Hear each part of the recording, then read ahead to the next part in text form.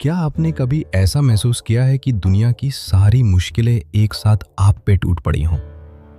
हर तरफ से परेशानियां, रुकावटें और दिन में एक अजीब सी बेचैनी हो। आज मैं आपको अली की कहानी सुनाऊंगा। एक आम नौजवान जिसे जिंदगी ने बहुत सख्त इम्तिहानों में डाल दिया था। अली की नौकरी चली गई, घर के हालात भी बिगड़ चुके थे और रिश्तेदारों से भी नाराजगी और दूरी ने उसके दिल को उदास कर दिया था। वो हर रात दुआ करता, मगर दिल को सुकून नहीं मिलता। फिर एक दिन उसने कुरान पाक की एक आयत पढ़ी, या अय्युहल्लज़ीना आमनुस्तईनु बिस्सब्र वस्सलात, ए ईमान वालो, मदद मांगो सब्र और नमाज से। ये आयत उसके दिल को बहुत गहराई से छू गई।